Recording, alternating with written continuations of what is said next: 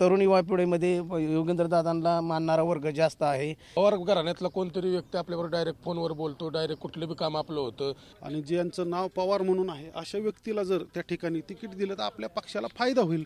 बारामती लोकसभा मतदारसंघातून सुप्रिया सुळे यांनी विजयाचं मताधिक्य मिळवलं। त्यानंतर बारामतीतल्या घडामोडींना जो आहे तो वेग आलेला आहे। योगेंद्र पवारांना बारामती विधानसभा मतदारसंघातून उमेदवारी द्यावी या मागणीसाठी हे सगळे जे कार्यकर्ते आहेत राष्ट्रवादीचे ते शरद पवारांना भेटण्यासाठी आलेले आहेत। आपल्यासोबत कार्यकर्ते आहेत, आपण त्यांच्याशी बातचीत करूयात। काय नेमकी तुमची भूमिका आहे?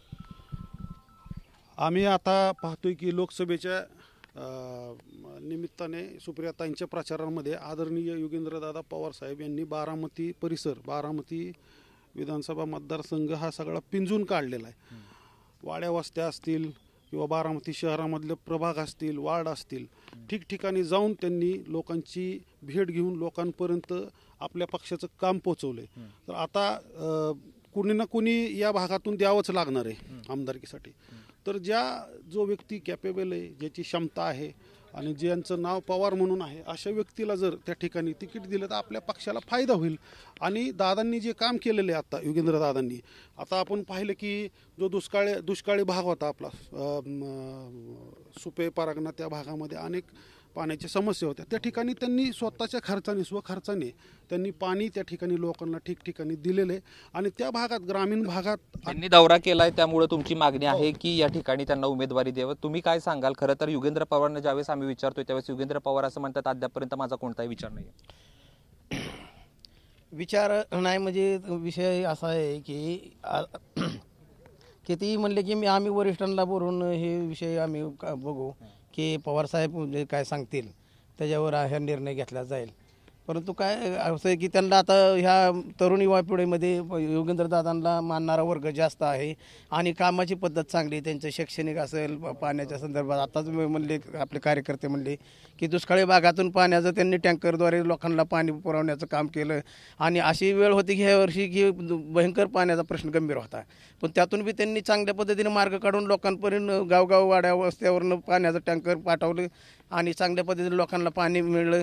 आणि पवारसाहेबांमुळं आणि सुप्रियाताई आणि त्याच्या माध्यमातून योगेंद्रदादा असतील, रोहितदादा असतील, शर्मिलाताई असतील, आपले राजदादा असतील आणि श्रीनाथ बापू असतील, यांनी प्रत्येक मतदारांपर्यंत जाऊन आपल्या ताईंच्या प्रचाराच्या चांगल्या माध्यमातून लोकांना मार्गदर्शन केलं आणि लोकांनी चांगला प्रतिसाद दिला।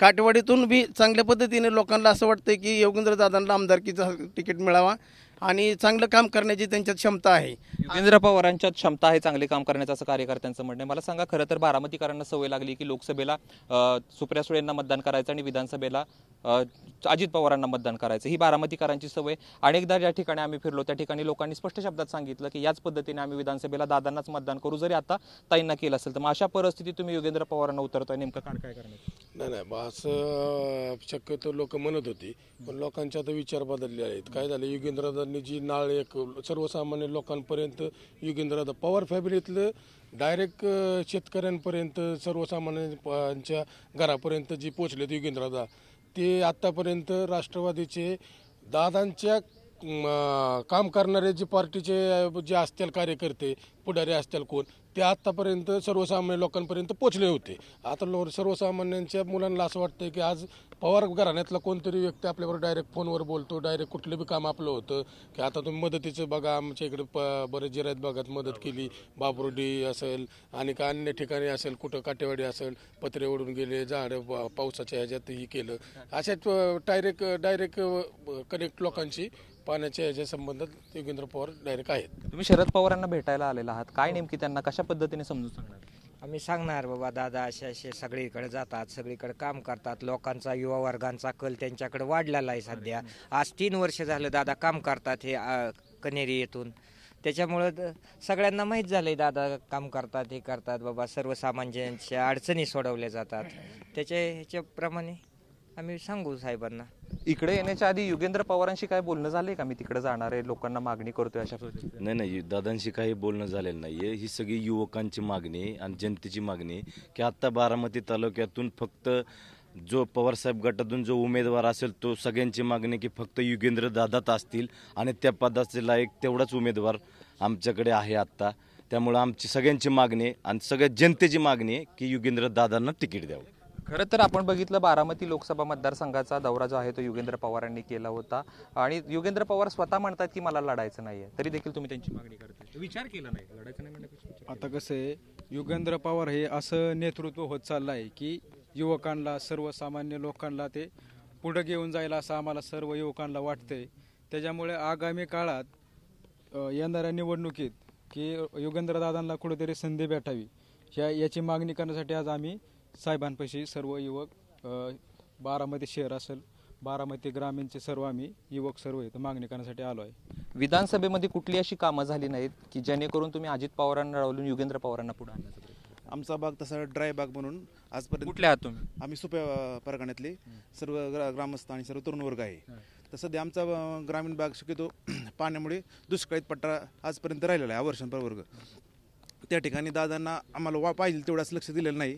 त्याच्यामुळे आमच्याकडे बेरोजगारी मोठ्या प्रमाणात आहे. MID सारखे कुठलेही प्रोजेक्ट त्या ठिकाणी आलेले नाहीत. त्यामुळे सध्या त्या ठिकाणी शेतकरी आणि तरुण वर्गाचा मोठ्या प्रमाणात नाराजी वर्ग सध्या दादांच्यावरती आहे. त्यामुळे सर्वांना वाटतं की आता बदल हवा आणि नव्या नेतृत्वाला संधी द्यावी म्हणून मागणी करण्यासाठी आम्ही पवारसाहेबांकडे आलेलो आहे. शरद पवार तुमची मागणी मान्य करतील? पवारसाहेबांनी आजपर्यंत सगळे निर्णय शक्यतो बारामतीकरांच्या फायद्याचे घेतलेले आहेत. तर हा पण निर्णय आमच्या सगळ्यांचा विचार करून त्याच्यावर जर साहेबांनी निर्णयाला जर अनुमोदन दिलं सगळ्या बारामतीकरांच्या, तर नक्कीच एक आम्ही बारामतीतून सक्षम नेतृत्व महाराष्ट्रासाठी घडवू. जसा जे मतदान झालेलं आहे बारामती लोकसभा मतदारसंघाचं, तेव्हापासून युगेंद्र पवार दर मंगळवारी जनता दरबार बारामतीमध्ये घेत असतात. तसेच विविध भागाचा देखील दौरा युगेंद्र पवार करतायत. त्याच्यामुळे या कार्यकर्त्यांनी मागणी केली आहे विधानसभेला अजित पवारांच्या विरोधात युगेंद्र पवारांना तिकीट द्यावं. आता ही मागणी शरद पवार मान्य करणार का हे पाहणं महत्त्वाचं असणार आहे. कॅमेरा पर्सन अमोल गवाळेसह जयदीप भगत, ABP माझा, बारामती. ABP माझा, उघडा डोळे बघा नीट.